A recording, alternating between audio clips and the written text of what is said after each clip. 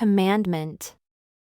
Usually defined in the Bible from מצווה, in the Old Covenants and דולי, in the New Covenants as an order, commandment, charge, precept, injunction.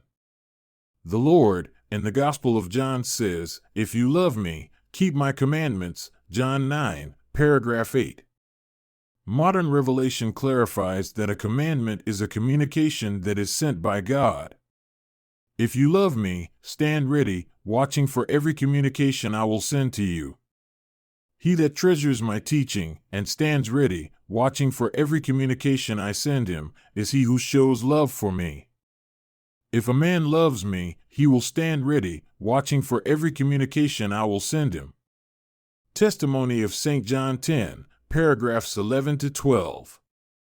As in the case of Adam and Eve who partook of the fruit out of season, mankind is commanded not to partake of some things out of season. Then they are commanded to partake within season. That which is wrong under one circumstance may be, and often is, right under another. God said, "Thou shalt not kill." At another time he said, "Thou shalt utterly destroy." This is the principle on which the government of heaven is conducted, by revelation adapted to the circumstances in which the children of the kingdom are placed. Whatever God requires is right, no matter what it is, although we may not see the reason thereof till long after the events transpire. Teachings of the Prophet Joseph Smith, page 256. When man gets the timing wrong, he winds up with difficulties and problems he should not have encountered. You can gain a command of many skills in this life by study and formal education. You can acquire wealth by effort and care. Skills in sport come from practice and good coaching. But an increase in light and truth is acquired through keeping the commandments and in no other way. Light and truth do not come by study alone, nor by effort, practice, coaching, or tutoring. Light and truth come to you from above as you keep the commandments in your life. You must obey to obtain. The commandments are a revelation to you of God's nature. By keeping them, you obtain from God light and truth as a byproduct of obedience to them. They reveal to you, in a very personal way, what the mind of God is for your life. It is intensely personal because it is all internal. You cannot measure, count, or tally it. You must become something new through this process. Christ defined himself as the fulfillment of God's commandments. When introducing himself to the Nephites, he explained, "Behold, I am the light and the life of the world. And I have drank out of that bitter cup which the Father hath given me, and have glorified the Father in taking upon me the sins of the world, and the which I have suffered the will of the Father in all things from the beginning." 3 Nephi 5, paragraph 4.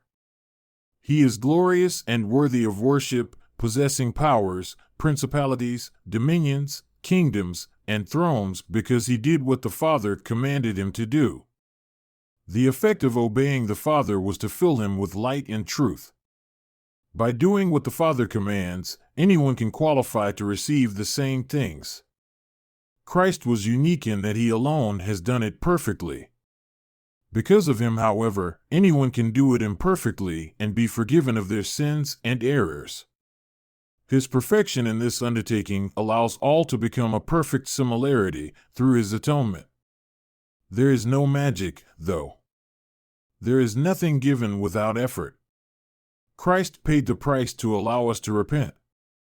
But it is up to each person to choose for themselves the amount of truth and light they are willing to receive. The light and truth one is willing to receive is dependent upon his obedience. How much light and truth are you willing to receive? Christ says, "I give unto you these sayings that you may understand and know how to worship, and know what you worship, that you may come unto the Father in my name, and in due time receive of his fullness." TNC 93, paragraph 7. So Christ gives men these sayings to teach them how to worship. This is no idle statement. And this is the essence of what everyone must do to worship the Father. Worship him by keeping his commandments. Keep his commandments to follow the example of his Son. That example allows men to go from grace to grace. Eventually, having grown from grace to grace by keeping his commandments, everyone can receive a fullness. For if you keep my commandments, you shall receive of his fullness and be glorified in me, as I am glorified in the Father. Therefore, I say unto you, you shall receive grace for grace. TNC 93, paragraph 7. Keeping commandments is not keeping statistics. Nor is it to attract notice from others. It is not to finish some checklist of questions in an interview. It has a deeper meaning and serves a much higher purpose. Would you like to proceed from a lesser to a greater degree of grace? Would you like to receive a fullness of what God offers to mankind in mortality? Then you must worship the Father in this way. He wants you to worship him by keeping the commandments and growing thereby in light and truth and grace. And no man receives a fullness unless he keeps his commandments. He that keeps his commandments receives truth and light until he is glorified in truth and knows all things. TNC 93, paragraph 9. There is an opposition to getting there. All must face an adversary who is committed to keeping them from receiving light and truth. He knows very well how this process works. Unlike you, he has no doubts about this process. So the adversary directs his efforts to keep men from closing the distance between themselves and God. Interestingly, his role in this process is described with perfect clarity in the scriptures as well, and that wicked one comes and takes away light and truth through disobedience from the children of men, and because of the tradition of their fathers. TNC 93, paragraph 11. The adversary is trying to keep you from gaining light and truth. He understands how to do that, get you to disobey the commandments. You think you are just struggling with a problem or weakness. You think you are having some temptation that drives you to distraction. The criticism, complaint, or weakness you have that challenges your faith is not that at all. It is your enemy working on taking light and truth away from you. This is the balance in which you find yourself. Choose the light. Mortal men desire a list of commandments to keep. Many people are sincerely trying to keep the commandments, but lack a comprehensive list of them. It is not possible to list all commandments. In one sense, there are only two: love God. Love your fellow man. All others are extensions of those. If you love God, you will do what he asks of you. Whenever something comes to your attention he would have you do, you do it. For example, Christ was baptized and said to follow him. So because of your love of God, you follow him. But Christ also showed repeatedly that the second commandment was greater than the rules. Keeping the Sabbath day holy, for example, was subordinate to loving and freeing his fellow man. He freed men from sin on the Sabbath by forgiving sins. He freed them from physical injury or disease by healing on the Sabbath. Both were considered work and therefore an offense to the commandment to keep the Sabbath day holy. At some point you will find that individual service and obedience to God's will for you will create disharmony between you and others. It can't be avoided. If you're following Christ, you will find the same things he found. Helping someone in need will take you away from church meetings on occasion. You can't make a list and keep it, because as soon as you do, the list will interfere with loving God and loving your fellow man. So the whole matter can be reduced to this: follow Christ, receive the ordinances, accept the Holy Ghost, who will teach you all things you must do. Any list beyond that will inevitably result in conflicts and contradictions. Commandments are given to teach men and women how they can continue to receive and renew a continuing conversion to Christ's way of life. Commandments are not a burden to bear, but a roadmap to follow. They are not a measuring stick to judge and then abuse others. It is a light for man to follow. Commandments are often the things that produce condemnation. Encouragement and invitation are almost always the things that produce blessing. Common consent. A principle of decision-making where all participants in a particular group, for example, a fellowship or conference, are eligible to either affirm or reject an action or proposal. Such action can be sought after with either a majority or a unanimous vote. The word consent is used in cases where power, rights, and claims are concerned.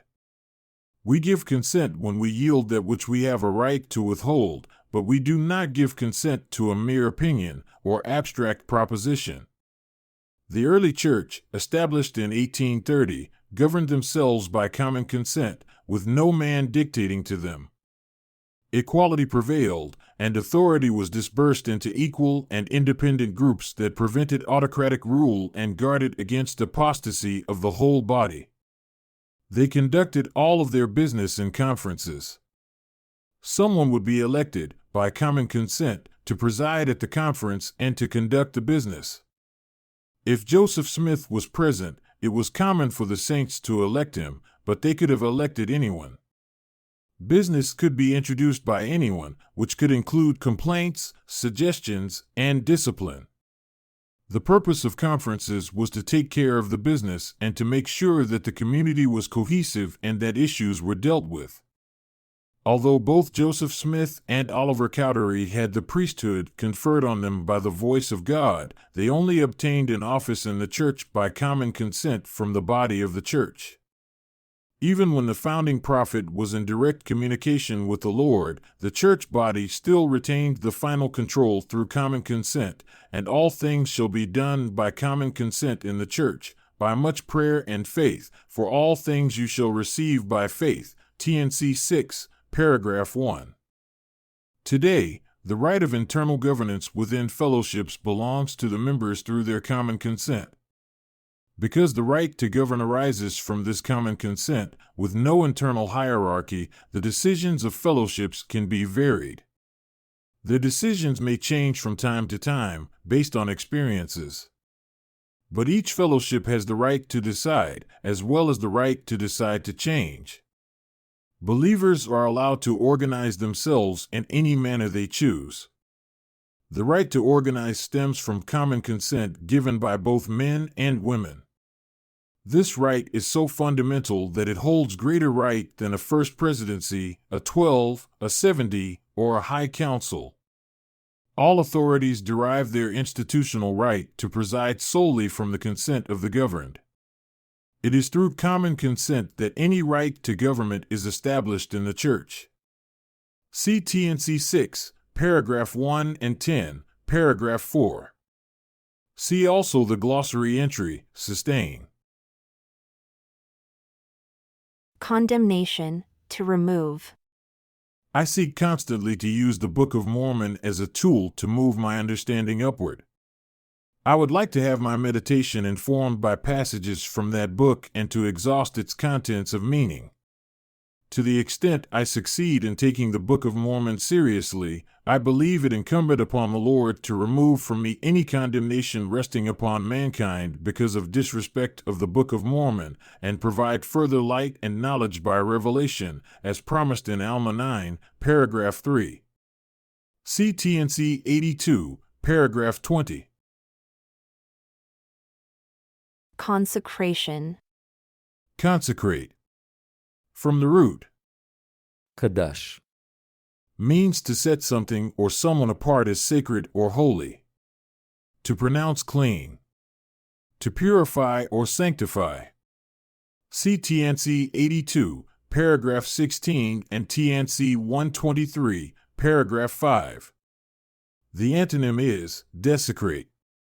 Do not perform anything for the Lord until you have in the first place prayed to consecrate your performance. In 2 Nephi 14, 3 Nephi teaches you how to live the law of consecration. You don't need others to join you. You don't need a city to live where all things are held in common. You only need your own pure intent, acting no hypocrisy, consecrating your performance to the Lord for the welfare of your soul. Speaking in January 1841 of a new location for Zion, the Lord required a temple to be built in Nauvoo and once again offered to establish a protected place for the saints to gather. The Lord offered, "And you shall build it on the place where you have contemplated building it, for that is the spot which I have chosen for you to build it. If you labor with all your mights, I will consecrate that spot that it shall be made holy." TNC 141, paragraph 13. Essentially, the Lord said, "Are you going to build the temple in Nauvoo?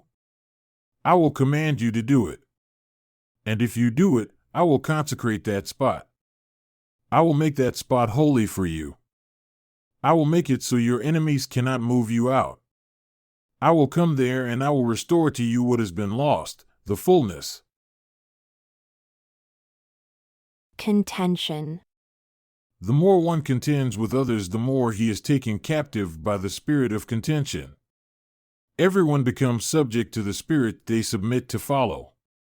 Those who are prone to contention become more contentious as they listen to that spirit. Eventually they are overcome by that spirit, and it is a great work involving great effort to subdue and dismiss that spirit from the heart and mind of the victim. There are many who dispute the inspiration others have received.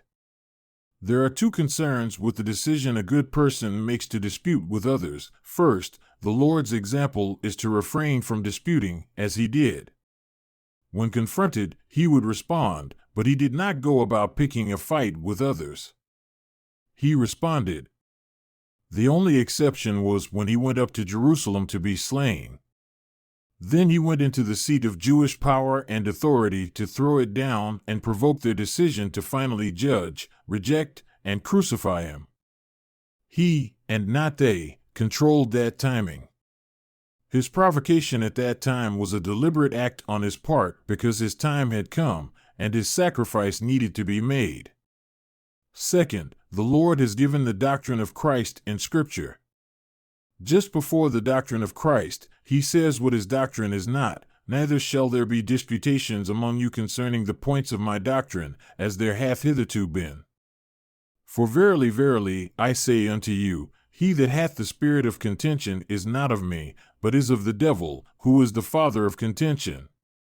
And he stirreth up the hearts of men to contend with anger, one with another.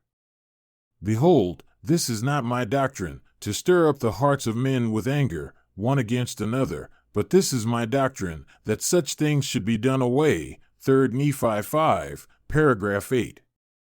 And then he proceeds to declare his doctrine of Christ. The more contention and disputation there is with one another, the better the people become at contention. Rhetorical skills are polished. That spirit of contention can take possession, and when it does, one is hard-pressed to be a peacemaker with others. Christ said, "And blessed are the merciful, for they shall obtain mercy. And blessed are all the pure in heart, for they shall see God.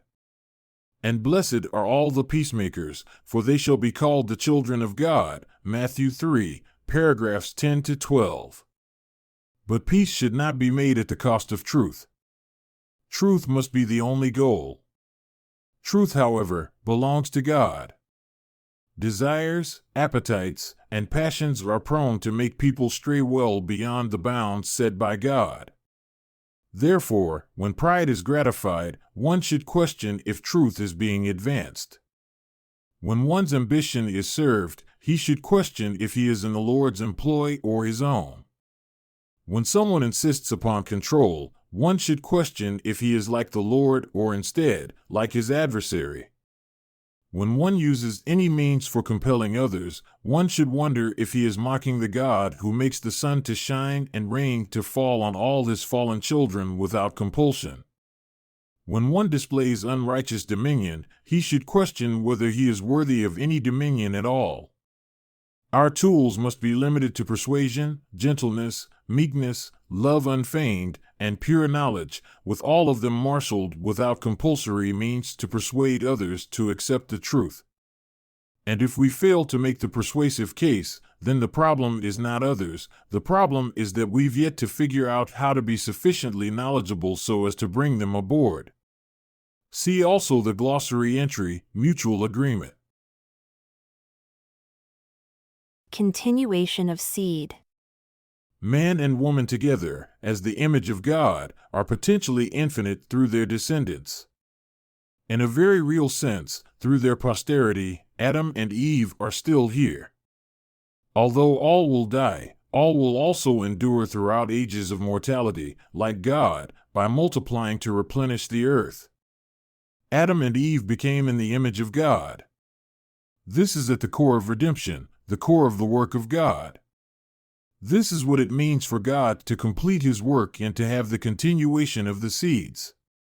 Therefore, the marriage covenant is needed for all those who would likewise seek to obtain from me the right to continue their seed into eternity, for only through marriage can thrones and kingdoms be established. TNC 157-43.